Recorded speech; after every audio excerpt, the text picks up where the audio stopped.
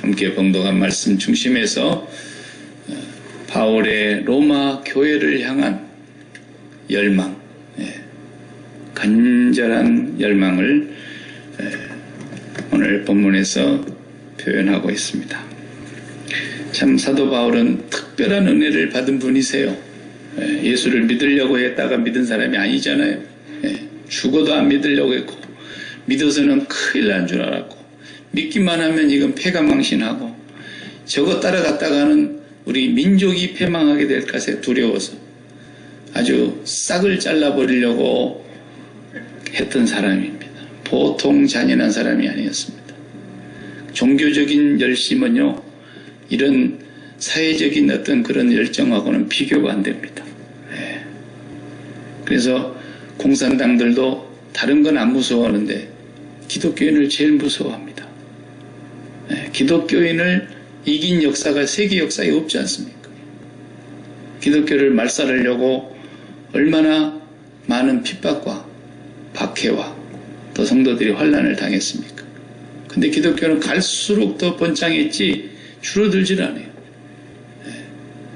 그게 제일 무서운 게, 옛적에 지금 은퇴하셨지만은 서울 강남에 있는 소망교회 곽성희 목사님이 북한을 소리 소문 없이 아무에게도 소문 안 내고 많이 도와주셨어요.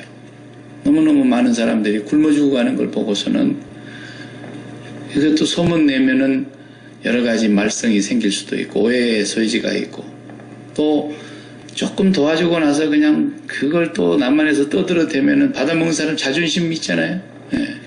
그걸 잘해야 되는데 쥐꼬리만큼 주고 신문에 떠들어대고 그러니까 받아먹는 사람들이 아무리 배가 고파도 자존심이 상한다고. 그러니까 곽 목사님 정말 잘하셨어요. 잘하셨는데 하도 많이 갖다 주면서 아무런 조건을 내걸질 않으니까 공산당 놈들도 뭔가 느끼는 바가 있어가지고, 목사님 뭐 속에 감추고 있는 거 있습니까? 그러더니 뭘 감추고 있냐고. 그랬더니 솔직히 얘기해보라고.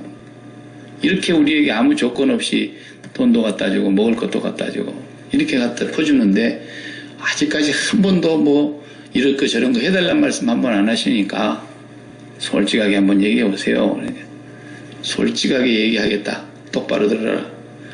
예수 믿는 사람 제발 좀 죽이지 마라. 대놓고 그랬더니 이 공산당 놈들이, 목사님, 세상에 우리는 예수쟁이들이 그렇게 독한 줄 몰랐다는 거예요. 사람이 죽인다 그러면 다 그 앞에서 벌벌 떠는데, 죽인다 그래도 눈 하나 깜짝 안 하는 종자가 있는데 그게 기독교인입니다. 그래 이걸 안 죽일 수가 없습니다. 안 죽일 수가. 수백 명을 잡아서 죽이고.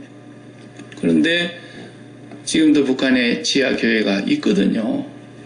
지금 중국 쪽에서, 국경 쪽에서 이렇게 처소를 마련해 놓고 탈북자들을 데리고 이렇게 예배를 드리면서 탈북자들이 또 자기 나라니까 들어갈 수 있잖아요. 들어갈 때 성경 갖고 들어가는 사람도 있고, 잡히면 죽더라도, 잡히면 또 끌려가더라도 성경을 가지고 들어가고, 또 그들이 물품이 필요하니까 물품을 사가지고 들어가고. 요즘도 지금 당장 중국에 문제가 생기면서 제일 시급하게 필요한 게 마스크래요.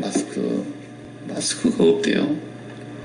중국에서는 하루에 만들어내는 마스크가 800만 개인데 800만 개를 만들어내도 국민이 얼만데 못 쓰고 있는 사람들이 더 많잖아요. 그게 이제 북한에도 그게 또 마스크가 필요한데 북한은 더 구하기가 힘드니까 요즘 그 북한에 마스크를 사갖고 들어가는 그런 사람들이 꽤 있나 봐요. 이제 그 국경 쪽에서 그걸 도와주는 선교사님들이 도와서 전달을 하고, 이제 지하교회에 특별히 전달을 하고 그런데요. 하여튼 이 예수 믿는 사람들은 진짜 바른 믿음이 딱 베키면 죽는 걸 좋아합니다. 죽는 걸. 미국에 있는 기독교인들은 조금 다르죠. 질이 달라. 죽을까? 이게 걱정이 되는데, 왜? 좋은 세상 더 많이 살아보고 죽어야지. 기왕에 죽기는 죽겠지만은. 그러나 본래 기독교가 그렇지 않았지 않습니까? 그런 토양에서 기독교가 시작이 안 된 거예요. 미국 같은 데서 기독교가 시작됐으면 아마 별수 없어졌을 거예요. 기독교라는 것이 후기 시대를 맞이해야 말살됐을 거예요. 자연히. 가만 놔둬도 말살됐을 거라고. 그러나 그렇게 핍박과 환난을 당하면서 죽음의 그런 시련을 겪으면서 복음이 전거되었기 때문에 지금도 복음이 생명력 있게 증거되어 가는 거예요. 그 이제 바울 사도가 예수 믿기 전을 생각해 보면 이 양반은 정말 예수쟁이들이 이 세상에 한 명이라도 남아서는 안 되겠다는 그런 끝까지 쫓아가서 다 잡아다가 감옥에 쳐놓고 독종들은 죽이고 그래야 되겠다 이런 생각을 했던 사람이니까. 그래서 스데반 집사를 때려서 죽일 때도 자기가 직접 돌멩이로 치지는 않았지만 자기가 책임을 졌단 말이에요. 그 돌 들어갖고 머리를 내려 찍을 때 옷을 벗어놔야 됩니다. 내가 죽였다는 증거로. 그때 옷을 벗으면은 옷을 누가 맡고 있었다 그랬어요? 이 바울이라는 사울이 맡고 있었다 그랬어요. 내가 책임질 테니까 죽여라는 거예요. 왜? 자기는 죽일 권리를 받았기 때문에. 그 정도로 잔인한 사람이란 말이에요. 종교적인 열심은 무섭습니다. 그게 옳았느냐 그렇느냐를 떠나서 뭐 이단도 사이비도 다 마찬가지입니다. 여러분 사이비들 보세요. 사이비들. 완전히 그냥 가산을 아예 정리해갖고 들어가잖아요. 온 집안이 다. 가짜일수록 하여튼 종교적인 것은 무서운 거예요. 이게 맹목적인 신앙. 정말 무섭습니다. 그런가 하면 정말 성령으로 또 역사하시는 곳에는 죽음이라고 하는 것이 전혀 왜 죽을까 두려워해서 일생의 죽음에 매여 종노릇하는 자들을 놓아주려고 이 땅에 다윗의 혈통으로 오신 분이 죽으셨고 그 주님과 함께 우리는 십자가에서 못 박힌 자들이란 말이에요. 그러니까 죽을 때 죽더라도 살 때까지는 잘 살자 이렇게 생각하는 미국 사람들의 신앙생활하고는 차원이 달라요. 예전에는 주보에다가 새신자 명단이 있어가지고 지난주에 새신자 가족 누구 왔습니다. 이런 사람을 써놓고 새가지고 환영도 하고 그러잖아요. 초대교회는 만약에 주보가 있었다면 이번 주간에 순교당하신 분이 아무개입니다. 그렇게 나왔었어요. 그때 주보가 있었다. 이번 주간에는 아무개 성도가 붙들려 갔습니다. 이번 주간에는 아무개 성도가 잡혀서 돌아가셨습니다. 그랬어야 될 거라고. 그런데도 로마 인구의 3% 정도밖에 안 되는 그런 작은 기독교인들이 결국은 로마를 집어삼켜버리지 않습니까? 바울도 그런 종교적으로 좀 독종이었어요. 미안한 얘기지만. 그런 사람을 하나님이 누가 전도도 안 했는데 그냥 꺾어놨으니까 말이죠. 이게 엠만이 꺾어가지고는 이런 사람도 안 꺾어지잖아요. 하나님께서 강권적으로 꺾어버린 거예요. 꼼짝 못하게 꺾어버린 거예요. 그런데 그로부터서 그 사람이 변화된 뒤에부터서는 바울의 여정을 우리가 사도행전을 통해서 로마에까지 이렇게 가는 여정을 보면은 정말 그 열정이 식지를 않아요. 정말 참 귀한 분이세요. 목회자들이 바라봐도 참 귀한 분이고 성도들이 바라봐도 저런 분이 세상에 어디 있을까 할 정도로 훌륭하신 분이세요. 그런데 고난을 그리 많이 당하고 그렇게 많이 매를 맞고 그렇게 많이 굶고 그렇게 많이 핍박을 당하고 살 소망까지 끊어졌다. 사형 선고를 받은 줄 알았다. 극단적인 절망에 빠지게 됐다. 뭐 이런 얘기를 성경에 쓰고 있지 않습니까? 그러니까 제가 늘 하는 얘기지만 조금 예수 믿고 세상 살기 좀 팍팍하다고 해서 원망하려고 생각을 하지 마요. 생각을 하지. 사도 바울이 40에 하나 감한매를 5번이나 맞았다는데 그거 한 번 맞기도 어렵다 그래요. 그 당시 역사를 연구하고 그 고전을 연구한 사람들은 로마 시대에 한 번 붙들려 가서 그 매로 맞을 때에 40대를 맞으면 죽는다 그래서 39대씩 때렸다는 거예요. 40에 하나를 감해서 5번 내리맞은 게 아니에요. 한 번 맞고 몇 달은 몸보신하고 몸 치료하고 몸을 옆에서 누가 의사가 있었잖아요. 뭐 약도 좋은 게 없었겠지만 하여튼 어떻게 쓰든지 그 누가가 따라다니면서 바울을 치료하고 보살피고 끝까지 따라다닌 사람이 누가입니다. 그렇게 매를 많이 맞았는데 우리가 조금 어렵다고 낙심을 한다거나 하나님 앞에 감사치 못한다거나 그러면 참 큰 죄악입니다. 죄악.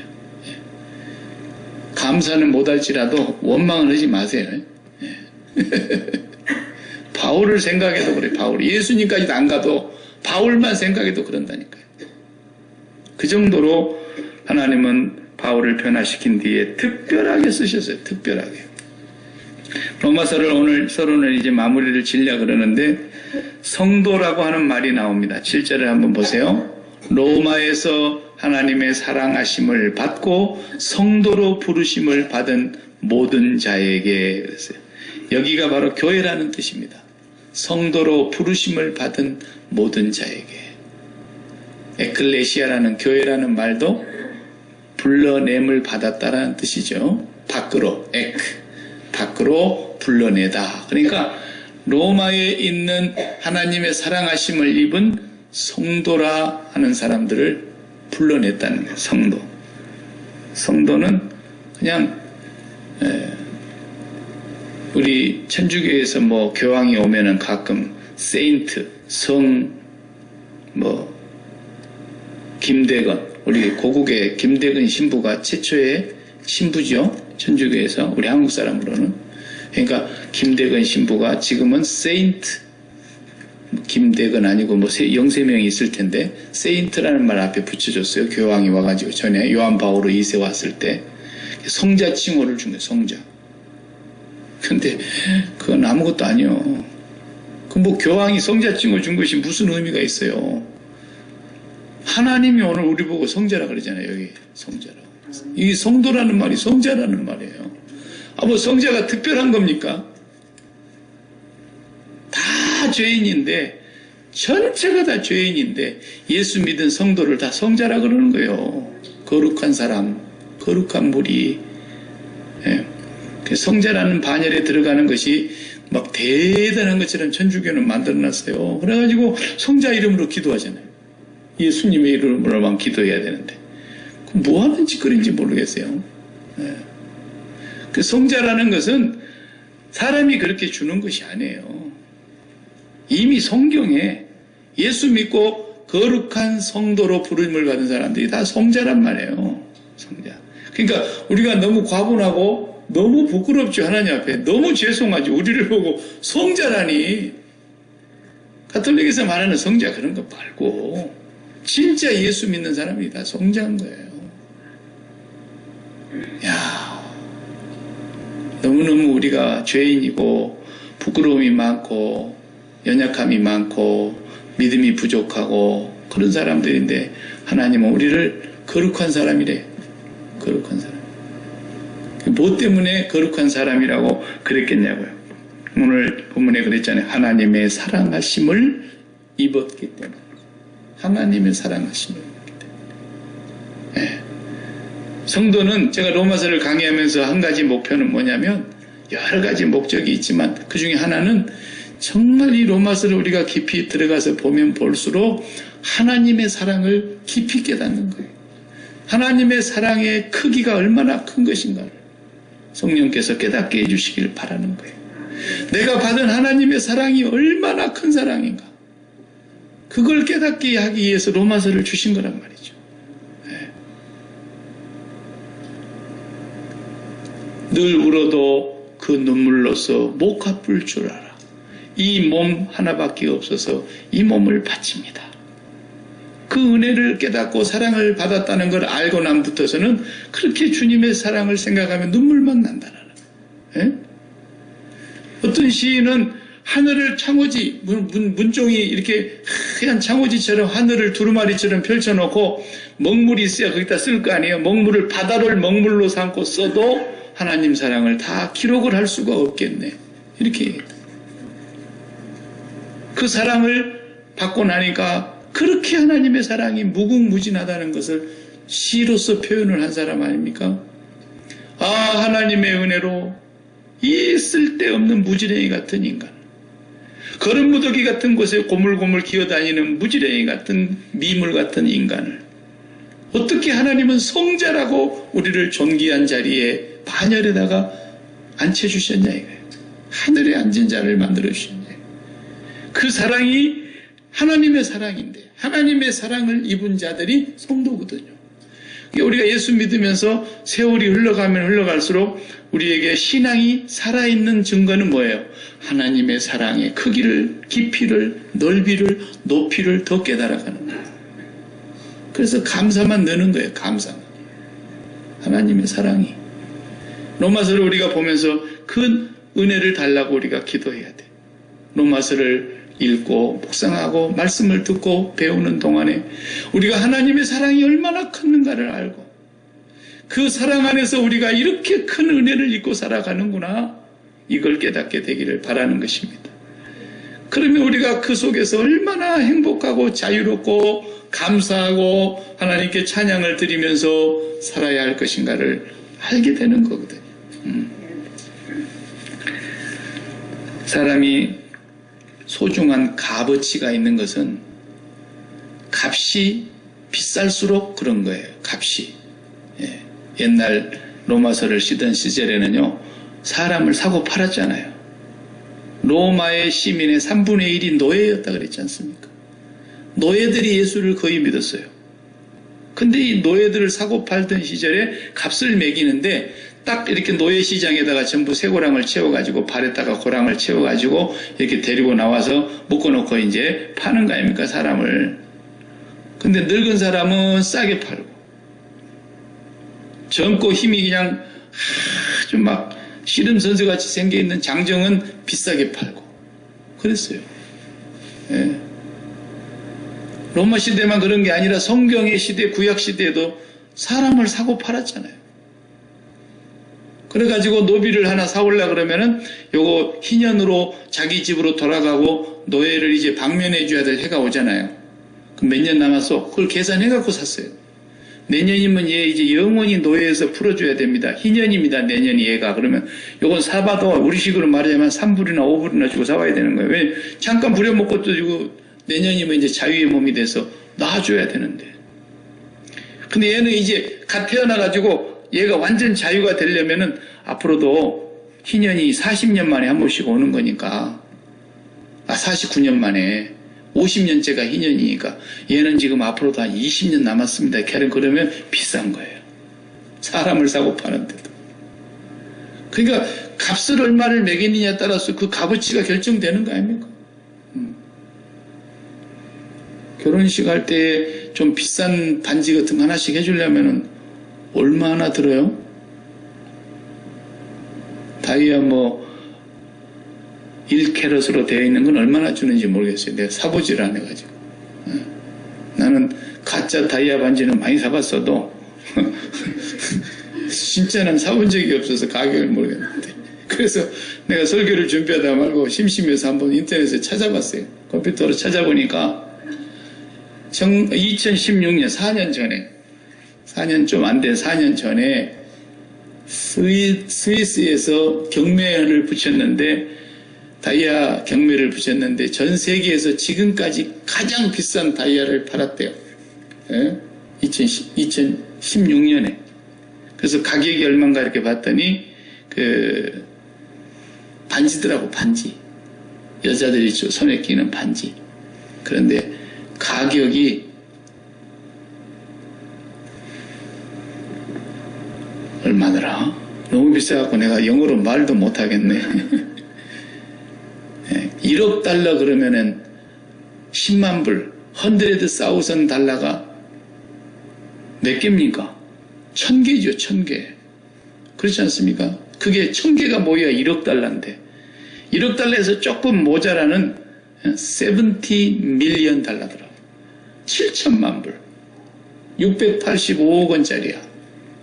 680 한국 돈으로. 다이아 반지 반가에 끼는 거 이거 하나가. 그래서 내가 미쳤네 그러지 보다가 누가 그런 걸 사는가 모르겠어요. 경매장에서 그렇게 팔렸대요. 이야, 그거 들고 지옥으로 가겠지 뭐. 지옥 문 앞에서 나중에 그 반지나 빼놓고 가라고 내가 그냥 장사나 할까. 근데 그것도 685억 가치를 뭐 어떻게 매겨가지고 그렇게 불렀는지는 모르겠지만 그것이 그렇게 비싸다고 한다면 예수님 말씀으로 돌아와서 네가 온 천하를 얻고도 네 목숨을 잃으면 무엇이 유익하겠냐 이랬잖아요. 그 목숨값하고 그거 감히 어떻게 비교하겠습니까? 까짓 걸. 네가 그런 685억이나 되는 그런 17 빌리언 달러가 되는 그런 다이아 반지를 열 손가락에 다 끼고 있을지라도 네 목숨을 잃으면 뭐가 소용이 있겠냐 이래 말씀하셨다니까 주님이. 죄인의 목숨도 그렇게 귀합니다. 죄인의 목숨도. 안 그렇습니까? 우리 사람의 목숨 온 천하보다 귀하지 않습니까? 나는 참 그 영화를 가끔 볼 때 참 불합리한 것이 있더라고. 불합리한 게 어떤 거냐면 지금부터 한 22년 전에 만든 영화인데 라이언 일병 구하기라는 영화가 있었어요. 그건 실화를 바탕으로 만든 영화예요. 스티븐 스필버그라는 그 유명한 사람이 그 양반이 영화를 만들면 3시간짜리를 만드니까 그냥 그 한 집안에 4명의 아들이 전쟁에 나간 거예요. 사형제가. 그래서 아들 4밖에 없는데 4이 다 전쟁터를 갔다니까요. 2차 대전 때. 근데 3이 죽었어. 그 마지막 하나 살아있는데 요게 지금 살았는지 죽었는지 제대로 확인이 안 되는 거야. 전쟁통이라. 그 부모가 우리 아들 마지막 하나 남아있는 거 요거 3명은 전사 통지서를 받았으니까 그 마지막 요거 하나 살아있는 거 요것까지 죽어버리면 대가 끊긴다. 그래가지고 그냥 국방부에다가 올려가지고 요거 살려달라 그러니까 미국 국방부에서 전통을 내려가지고 라이언 일병 구해와라. 제임스 라이언. 그래가지고 캡틴 대위 하나를 중심으로 해서 부하들을 팀을 만들어가지고 그 한 명을 찾으러 갑니다. 그 살려갖고 찾아와야 되니까 전쟁터에서. 천신만고 끝에 전쟁터에 피비린내 나고 종아리 빗발치는 그 안으로 싸움터 안으로 들어가가지고 찾아서 라이언 일병 어디냐고 물었더니 하나가 있어 라이언이라는 애가. 근데 이름이 아니요. 성은 라이언 맞는데. 그래서 또 찾고 찾아다가 제임스 라이언을 만났어요. 그래갖고 걔를 전쟁터에서 미국에서 상급 부대에서 너를 집으로 돌아오라는 명령을 갖고 왔으니까 이제 전쟁 그만하고 가자는 게 얘는 그냥 원이 벙벙한 거죠. 무슨 일인가. 그래가지고 얘를 데리고 나오는데 그 전쟁터에서 총알이 빗발치는 속에서 데리고 나오다가 구하러 갔던 사람들이 다 죽는 거예요. 캡틴 데이도 죽는 거예요. 한 명 살아남, 한 명. 그 라이언 일병하고 구하러 갔던 그 전체 팀 중에 한 명 살아남았고 둘이 나온 게 둘이. 아니 그러면 라이언 일병 한 명 목숨이나 거기 구하러 갔던 중대장부터 전부 목숨은 다 하나인데 가격은 안 그래요? 근데 그거 하나 아들 4명 다 죽일까 봐서 그 막둥이 하나 구해갖고 오려고 가는 동안에 그 팀이 다 죽습니다. 지휘관까지. 한 명 살고. 그런데 그를 데리고 나옵니다. 그 명령에 의해서. 그러니까 라이언 일병이 이제 마지막 영화 시작할 때 노인으로 나와요. 그냥 흰머리 노인으로 나와요. 그래가지고 자기 중대장 그 묻혀있는 그 비석 앞에서 눈물을 흘리면서 내가 헛되게 살지 않았습니다. 그러면서 울어요. 헛되게 살지 않았습니다. 왜냐하면 중대장이 마지막 손지면서 그랬거든요. 양심의 가책을 갖지 마. 너 때문에 다 죽으니까 지금. 네 하나 살리자고 와가지고. 그러나 너 양심의 가책을 느끼지 말고 살아라고. 중대장이 그러고 죽잖아요. 그 자기 노인이 돼갖고 이제 꼬부랑 노인이 돼가지고 그 비석 앞에서 눈물을 흘리면서 그 얘기를 하는 거예요. 나는 그 영화를 보면서 이야 이 사람 생명이나 이 사람 생명이나 한 생명 똑같은데 그거 하나 구해갖고 오기 위해서 한 부대가 가서 다 죽는다는 것은 너무 잔인하잖아요. 너무너무 처참한 거예요. 그래도 이 한 생명이 얼마나 고귀하냐. 다 죽어서 한 명 살아남고 다 죽어서 요거 구해온 생명이다 이거예요. 목숨이. 그거 보통 값이 아닙니다. 그 부모의 눈에서 피눈물 나는 걸 명쾌해 주려고 고뇌하는 그 생명이 그렇게 고귀한 거예요. 죄인 하나의 생명도. 그 보통 사랑이 아니죠. 죄인이 죄인을 위해서 대신 죽어줘도 그렇게 고귀하고 숭고하다고 극찬을 하고 영화로 만들어가지고 그걸 기리고 그러는 바인데, 우리는 저주를 받아야 할 죄인이고 멸망받기는 합당한 것이었고 하나님 앞에서 눈꼽만큼도 선악거나 의로운 것이 없는 그런 죄인인데, 그를 위해서 하나님의 독생자가 오셔서 죽어주셨다는 것은 그 값이 어떻게 말로 표현하고 어떻게 그걸 값으로 매기겠냐 이거예요. 우리가 하나님의 사랑 받은 것이. 그러고 볼 때에 하나님의 사랑을 받은 그 한 가지 때문에 우리를 성자라고 불러주신다. 성자. 교황이 성자라고 불러주는 건 아무것도 아니에요. 괜히 그거 교황이 불러줘갖고 다 지옥 갈 수 있어, 잘못하면. 교황이 지가 무슨 자격으로 그걸 성자로 불러요. 예수님의 보혈의 능력 하나로 성자가 되는, 성도가 되는 거예요. 그러고 났더니 6절에 뭐라 그랬어요? 앞으로 가서 보면은 너희도 그들 중에서 예수 그리스도의 것으로 부름받은 자니라. 예수 그리스도의 것으로 부르심받은 자니라.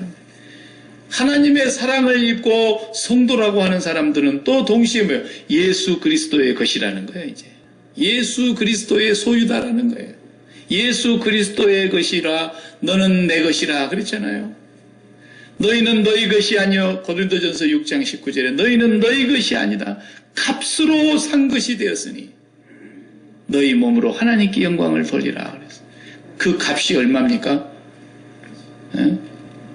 우리가 30만 불 주고 집 한 채 샀다 그러면 30만 불짜리라 그러잖아요. 그죠? 100만 불을 주고 집 한 채를 샀다 그러면 100만 불짜리 그러잖아요. 그럼 우리는 몇만 불짜리예요? 예수님짜리라. 예수님짜리. 그 어디다가 그걸 가격을 감히 비교하겠냐. 예수님이 바로 그 말씀이에요. 내가 너희들을 값을 주고 샀으니 너희는 내 것이다. 예수 그리스도의 것이라는 거예요. 이것이 우리가 예수 그리스도의 종이라는 말도 되고 노예라는 말도 되지만 예수 그리스도의 소유니까. 그러나 예수 그리스도의 것이니 우리가 얼마나 안전합니까? 왜? 요한복음 10장에 예수님께서 양과 그 목자에 대해서 설명하시다 그러잖아요. 내 아버지는 만유보다 크심에 아무도 너희를 아버지 손에서 빼앗을 자가 없느니라 이러셨잖아요. 예수님도 그런 말씀하셨어요. 요한복음 10장 28절에 내가 저희에게 영생을 주노니 영원히 멸망치 아니할 터이요 저희를 내 손에서 빼앗을 자가 없느니라. 예수님도 예수님 것이니까 우리가 그렇게 완전하고 안전한 사람들입니다. 예수님의 손에서 빼앗아갈 자가 있으면 우리가 버림받을 수 있겠지만 예수님을 꺾고 예수님을 이기고 예수님을 대적해서 예수님을 완전히 굴복시키고 그 손에서 우리를 빼앗을 자가 누가 있냐 말이에요. 우리가 그런 사람들이니까 죽음이 갈라놓을 수 있겠어요? 죽음이 끊어놓을 수가 있겠어요? 죽음이 우리를 예수님의 손에서 빼앗아갈 수가 있겠어요? 아무도. 그런 정도로 우리가 하나님 앞에서 확실한 신분입니다. 축하드립니다. 상당히 여러분 비쌉니다. 상당히 비싸요. 예수님 자리, 예수님 자리. 한 명의 라이언 일병을 구해오기 위해서 십수명의 그 부하들과 지관이 다 목숨을 버리면서까지도 그 한 명을 데려오는 만큼이나 그렇게 그 값을 소중하게 여겼다고 한다면 우리 같은 죄인을 하나님의 독생자 예수님이 죽어서 우리를 값으로 샀다고 한다면 우리의 그 가치는 천국에서 비교할 수가 없는 거예요. 그러니까 하나님 우리를 보고 성자들이요, 성도들이요, 성도들이요. 참 너무 황송하죠. 너무너무 고귀한 존재들입니다. 자, 8절을 다 같이 읽어보겠어요. 먼저 내가 예수 그리스도로 말미암아 너희 모든 사람에 관하여 내 하나님께 감사함은 너희 믿음이 온 세상에 전파됨이로다. 로마 교회에 편지를 쓰면서 내가 여러분들 때문에 하나님께 항상 감사합니다 그랬어요. 야, 이것도 대단해요. 뭐 때문에 그랬다고? 그 로마 교회 성도들의 믿음이 온 세상에 전파됐대요. 믿음이 좋았던가 봐요. 로마라 그러면은 대단한 데 아닙니까? 지금으로 말하자면은 미국 같은 나라고, 지금은 이탈리아의 한 도시로 그냥 되어 있지만 그때는 한 나라 이름이지 않습니까? 그 나라가 1000년 동안 유지된 나라 아닙니까? 대단한 나라죠. 세계의 중심이었고, 그러니 세계의 모든 문화 중에 최고의 으뜸가는 문화를 갖고 있는데, 그 문화가 귀신 섬기는 문화고, 우상 숭배하는 문화고, 신화를 믿는 그런 문화고, 그리고 온갖 더러운 윤리적으로 타락한, 도덕적으로 완전히 일장에 좀 뛰어가면 나오잖아요. 남자와 남자가 더불어 살고 여자와 여자 더불어 살고, 이런 시대가 로마의 시대였지 않습니까?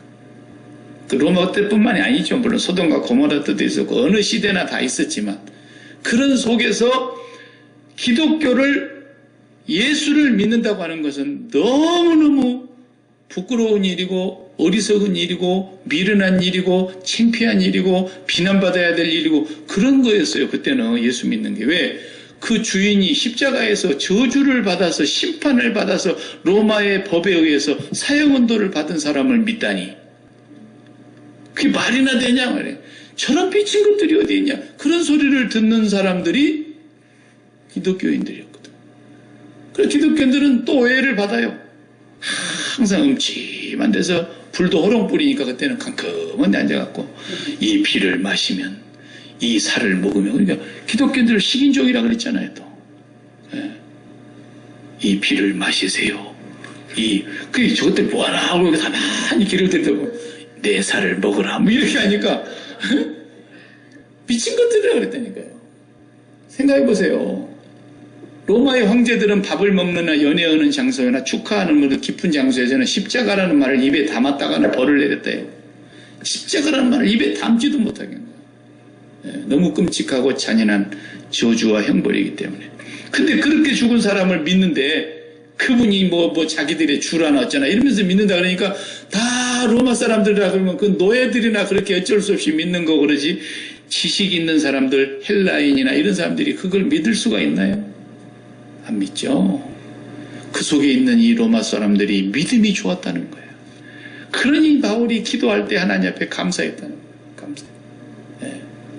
야, 믿음 좋은 저 로마의 성도들 소문을 듣고 보니까 누가 거기 가 있었느냐면요, 바울과 함께 생명을 같이 하면서 복음을 전했던 브리스길라 아굴라 부부가 그 로마에 가 있었거든요. 나중에 16장에 가면 나와요.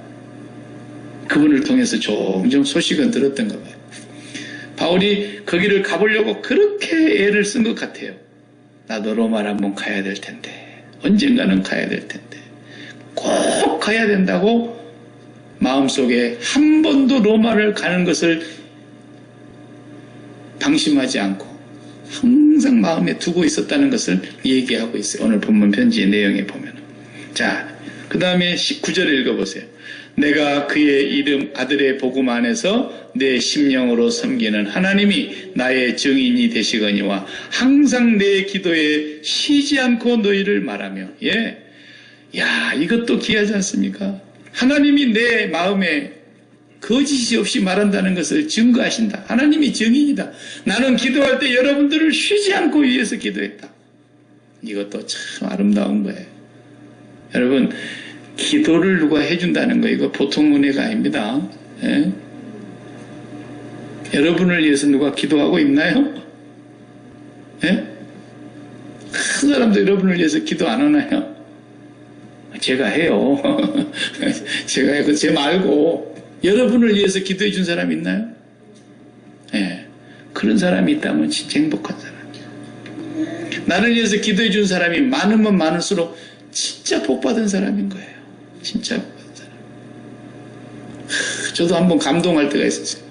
저는 그분을 만난 지 지금 33년 됐는데 언젠가 저에게 그 얘기를 하는 거예요.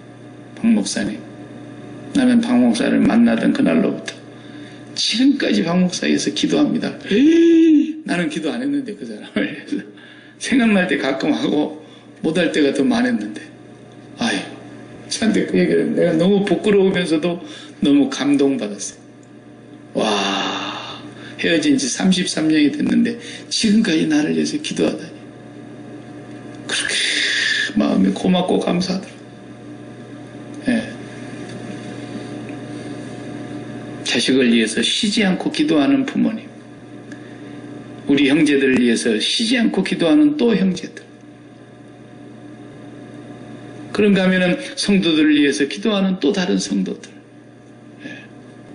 새벽에 기도 나와가지고 자기 기도할 것이 별로 없어요. 해보면 열심히 해도 5분 걸려요.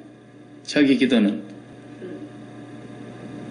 자식이 우리 집은 3명이니까 3놈 위해서 기도해도 뭐 한 1분이나 걸리려나. 이럴 테면, 그러나 성도님들이 나와서 다 남을 위해서 기도해요. 가족들을 위해서 기도하지만 또 교인들을 위해서 기도하고 형제들을 위해서 기도하고 기도하는 거예요. 그런가 하면 여러분들이 또 저를 위해서 기도해 주셔야 돼요. 쉬지 않고 기도해 주셔야 돼요. 성도들을 위해서 기도하는 목사, 또 목사를 위해서 기도하는 성도, 이런 교회가 진짜 행복한 교회예요. 이런 교회가 정말 하나님의 은혜가 넘치는 교회인 줄로 믿습니다. 기도해야 돼요. 기도. 딱 주일날 한번 나와갖고 그때만 기도하고 그러지 말고 같이 기도해 주는 거, 이거 얼마나 큰 은혜인지를 모릅니다. 사도 바울은 쉬지 않고 로마 교회를 위해서 기도하고 있었대요. 그동안에 하나님이 증인이시라고 얘기하고 있어요. 그런데 10절에 어떻게 하든지 이제 하나님의 뜻 안에서 너희에게로 나아갈 좋은 길 얻기를 구하노라 그랬어요. 기도하면서 뭘 기다리고 있었어요? 하나님의 뜻 안에서 너희에게 좋은 길이 열려서 가게 해주시기를 기다리고 있었다. 바울이 가려고 마음먹었으면 뭐 어떻게 해서라도 가지, 그 양반이 보통 분이 아닌데, 그런데 그렇게 하지 않았다는 거예요. 하나님의 뜻 안에서 길이 열릴 때까지. 이게 중요한 거예요. 이런 본문을 읽으면서 여러분들이 거기서 배워야 돼요. 무엇을 결정할 때 로마를 그렇게 가야 되겠는데, 이건 반드시 가고야 말아야 될 일인데, 가서 내가 거기서도 복음을 전해야 되겠는데, 너무 당연한 일이며 그렇게 소중한 일이니까 그냥 가려고 맘먹고 애를 써서 어떻게라도 가면 가지요. 그렇게 안 했다라는 거예요. 하나님의 뜻 안에서 하나님이 순조롭게 길을 열어주실 때, 하나님이 좋은 길을 열어주실 때까지 기도하고 기다리고 있었다는 거예요. 여러분들이 중요한 결정을 해야 될 때, 그거 반드시 이루어져야 될 중요한 결정이라고 할지라도 이것이 과연 하나님의 뜻이겠는가, 그걸 여러분들이 놓고 기도해야 되는 거예요. 하나님의 뜻. 그것도 기도도 안 하고 막 섣불리 함부로 결정하고 행동으로 옮기고 그랬다가 낭패를 보는 경우가 많다 이 말이에요. 그래서 바울은 계획을 세워놓고는 있었지만 기도하면서 하나님이 길을 열어주시기를 기도하고 있었다. 자, 그럼 이제 뭐 하려고 가려고 그랬느냐? 11절 12절에 뭐 하려고 가려고 그랬는가? 목적을 밝히고 있습니다. 자, 11절 다 같이요. 내가 너희를 보기를 간절히 원하는 것은 어떠한 신령한 은사를 너희에게 나누어 주어 너희를 견고하게 하려 함이니. 어떤 은사를 나눠주려고 그랬대요. 은사를 나눠주려고. 신령한 은사를 너희에게 나누어 주어서 너희를 견고하게 하려 함이니. 그래서 여기서 말하는 은사라는 것은 뭐냐면 어떤 기능적인 역할을 하는 걸 말하는 거예요. 예를 들자면 요즘 우리 집 저녁에 불 켜고 이렇게 전기불이 들어와서 스위치 올려서 전기불 켜고 기계도 다 전기 들어와서 마이크도 다 사용하고 이러잖아요. 근데 전기는 발전소에서 만들죠. 그러면 발전소에서 가득히 만들어서 저장해 놓는 그 전기를 은혜라고 해봅시다. 은혜. 은혜. 우리가 은혜 받는다 그러잖아요.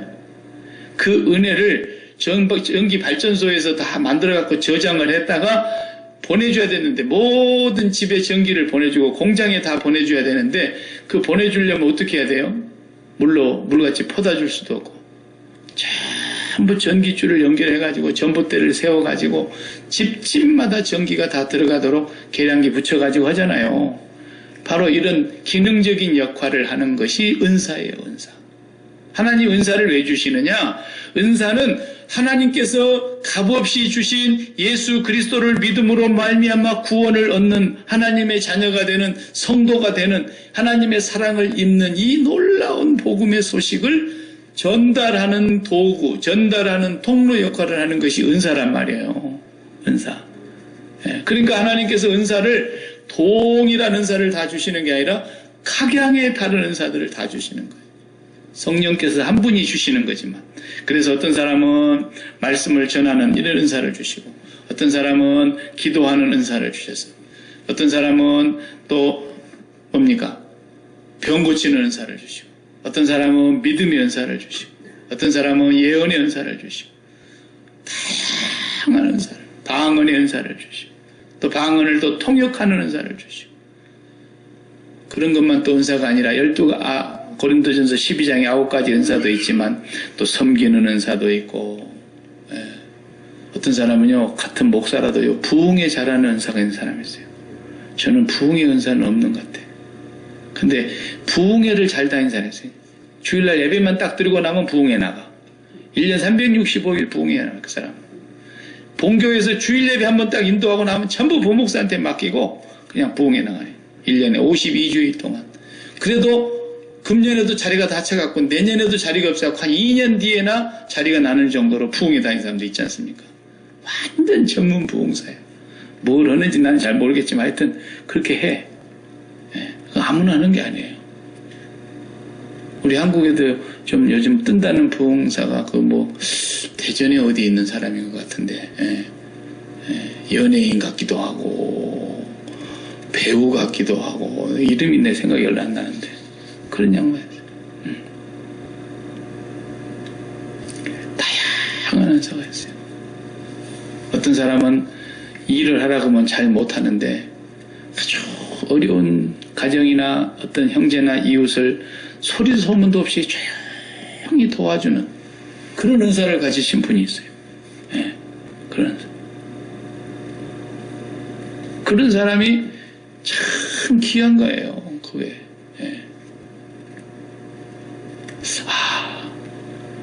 아무개가 병원에 입원을 했다 그러지. 그러면은 어떤 사람은 기도 연사가 있어갖고 주여 김집사님 병원에 입원했는데 하나님께서 고쳐주셔서 속히 건강해보고 기도를 하는 은사가 있는가 하면 이 사람이 열심히 기도를 하는데 어떤 사람은 그 집에 애들이 셋이나 되는데 밥을 먹었을라나.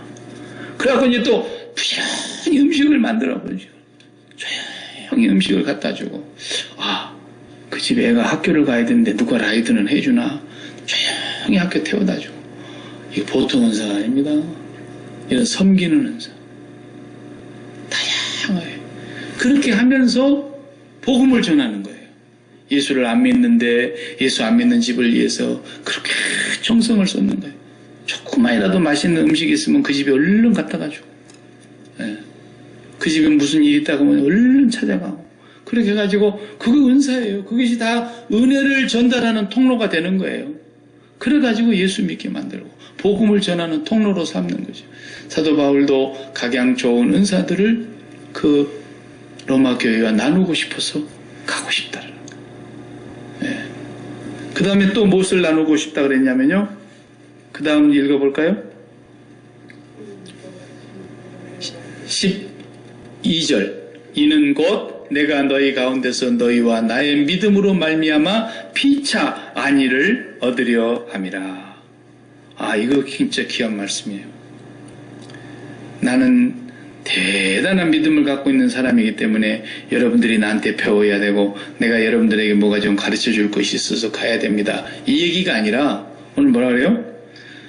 너희 가운데서 너희와 나의 믿음으로 말미암아 피차가 안위를 받게 하려.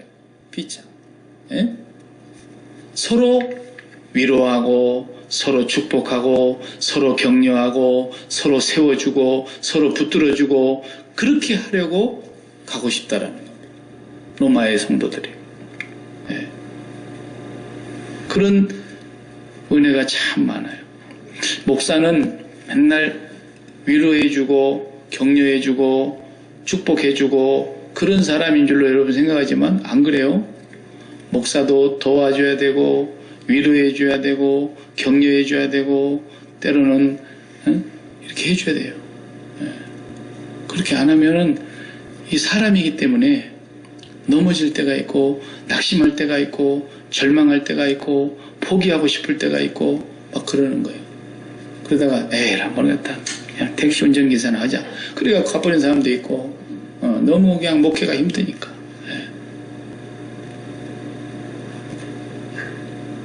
그러나 여러분, 모세 봐요, 모세. 얼마나 힘들었을까요? 상상을 해보세요. 너무너무 힘들어가지고 하루 종일 재판하고 있는 거예요. 그러니까 장인이 와서 보더니 이 사람아, 당신 하는 일이 너무너무 어리석구나. 아이, 그 일 모든 것을 당신이 자네가 다 책임을 어떻게 진단 말인가. 그래서 지혜롭고 조금 재덕이 겸비된 자들, 존경받는 자들, 그런 사람들을 좀 세워갖고 해야지. 그래서 1000부장, 100부장, 50부장, 10부장 이렇게 해갖고 하면 얼마나 좋은가 이 사람은. 그냥 모세 혼자 하다가 그냥 다 죽게 생겼어요. 옆에서 장인이 보기에 그냥 자기 그냥 딸내미 과부 만들게 생겼어. 예? 그래서 모세가 너무 힘든데 하루는 하나님 앞에서 하죠. 하나님, 내가 이 백성을 낳았습니까? 이러잖아요, 모세가. 나와 함께 할 자를 좀 주시옵소서. 그러니까 이제 여호수아를 붙여주셨어요. 예, 여호수아를. 엘리야 선지자 같은 불의 선지자라고 말하는데 조금 전에 바알과 아세라 선지자들과 싸울 때 갈멜산에서 하늘에서 불이 내려온 것을 경험했던 엘리야였지만 이세벨이 눈 하나 깜짝 안 하고 죽여버린다 그러니까 뭐래요? 저 광야 깊은 사흘길을 도망가가지고 로뎀나무 아래서 주여 내 이제 사는 것보다 죽는 것이 낫겠습니다 이러잖아요. 네. 서로가 안위 받아야 되는 거예요. 서로가.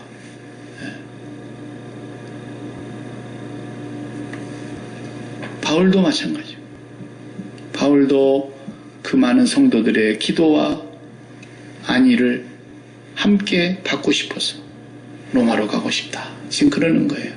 예. 종교개혁자 루터 같은 그 훌륭한 분도 종교개혁하는 그 문제를 너무너무 힘들게 하다가 낙심을 하고 절망에 빠져 있는데 하루는 그 와이프가 상복을 입고 곡을 하면서 슬피 울면서 있었어요.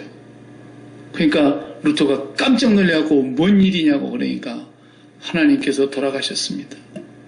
이렇게 그런 불경한 소리를 하느냐고 그랬더니 하나님이 돌아가시지 않았는데 요 며칠 동안 당신의 얼굴에서 나는 한 번도 기뻐하는 걸 못 봤습니다. 이것도 안위하는 거예요.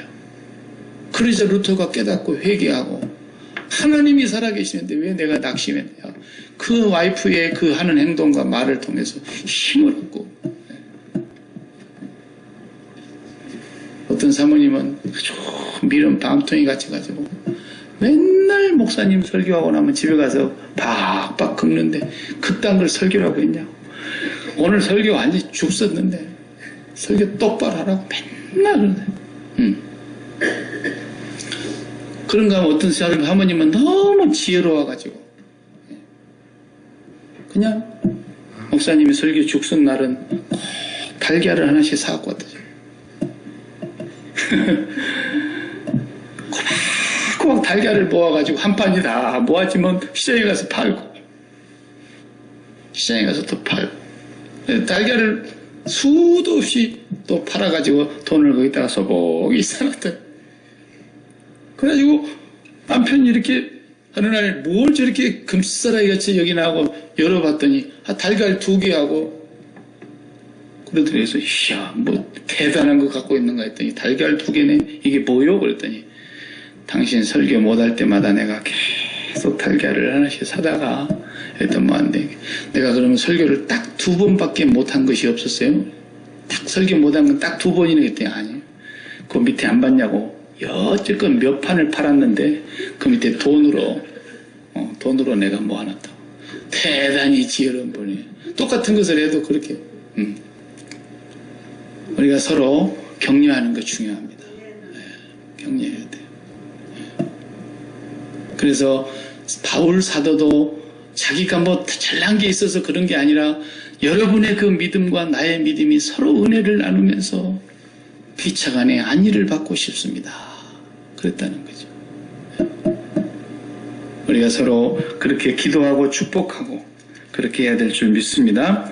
마지막 3번째는 다른 이방인 중에서와 같이 13절의 마지막 부분은 다른 이방인 중에서와 같이 열매를 맺게 하려 함이로되 지금까지 길이 막혔도다. 그랬어요. 열매를 맺게 해야 되겠는데 길이 막혔다. 길이 가려고 하지 않았던 건 아니에요. 여러 번 가려고 애를 썼다는 것을 여러분들이 모르기를 원치 않습니다. 그러면서 가려고 했는데 길이 막혔었다. 그래서 이 길을 열어서 하나님이 보내주실 때까지 내가 쉬지 않고 기도하고 있습니다. 근데 하나님 보내주시죠. 어떻게 갑니까? 3차 전도 여행이 끝나고 어떻게 했어요? 예루살렘에 올라왔다가 붙들려가지고 죄수도 아닌데 죄수가 돼가지고 죄인들을 호송하는 로마로 이제 죄인들을 호송해가는 배를 바울도 죄수가 되어서 거기에 실려가지고 가지 않습니까? 가다가 죽을 뻔했죠. 배도 파손되고 바울 말 안 들어가지고 그래가지고도 어쨌든 로마까지 들어가지 않습니까? 좋은 길로 하나님께서 인도해 주시기를 계속 기도하고 있었는데 하나님이 길을 열어주신 그 좋은 길이 바로 그 길이었어요. 그러니까 바울이 감사히 간 겁니다. 그래서 로마까지 도착해갖고 로마에서 얼마나 복음을 열심히 전합니까? 그러니까 여러분 하나님 좋은 길로 열어주시기를 기도하옵나이다. 그랬는데 어떻게 갔다고요? 재수가 돼갖고 배 타고 가다가 배가 파손돼서 유라굴로 태풍만 나고 죽을 뻔하고 막 난리 우여곡절이 있었잖아요. 좋은 길로 간 줄로 믿습니다. 그리고 바울이 간 거예요. 하나님이 인도해 주신 길이었어요. 그게. 예? 여러분 생각대로 여러분이 뜻하는 대로 여러분이 계획한 대로 다 열어지지 않는다고 뭔가 잘못된 게 아닙니다. 하나님은 그런 방식으로도 당신의 뜻을 이루셨다고 하는 것입니다. 이제 바울은 14절 마지막 읽어봅시다. 헬라인이나 야만인이나 지혜 있는 자나 어리석은 자에게 다 내가 빚진 자라. 예, 빚진 자. 여러분 빚지고 못 살죠? 예, 빚은 반드시 갚아야 되지요. 빚을 지고는 자유감이 없죠. 바울은 평생에 빚진 자의 마음으로 살았다는 겁니다. 빚진 자. 이 빚을 갚아야 되는데, 이 빚을 갚아야 되는데 무슨 빚? 복음의 빚. 복음의 빚. 빚 갚는 마음. 여러분과 저를 통해서 여러분과 제가 나아가서 살면서 내가 저 사람에게 복음 전해야 되는데 내가 전하지 않으면 아무도 저 사람한테 복음 전할 사람이 없는데 내가 오늘 전하지 않으면 내일 죽을 줄도 모르는데 막 그런 급박한 마음으로 빚진 자의 마음으로 계속 기도하고 하나님께서 그 영혼을 불쌍히 여겨주셔서 구원을 얻도록 기도하고 또 기도하고 쉬지 않고 기도하면서 받은 은혜를 부지런히 나눠주는 은사를 발휘해서 그 사람이 예수 그리스도의 복음을 듣고 구원을 얻도록 빚진 자의 마음을 달라고 우리도 기도해야 될 것 같아요. 바울의 그 간절한 열망이 우리에게도 있기를 기도해야 될 것 같아요. 예. 쉬지 말고 가정에 불신자가 있으면 가정을 위해서 또 내 이웃을 위해서 친구를 위해서 내 멀리 떨어져 있는 만나지를 못한 형제들을 위해서 여러 사람들의 이름을 부르면서 하나님 앞에 쉬지 않고 기도한다면 하나님은 반드시 어떤 길이든지 하나님이 좋은 길을 열어주실 줄 믿습니다. 그런 마음으로 우리도 바울의 열정을 회복할 수 있기를 바랍니다. 기도하십시오.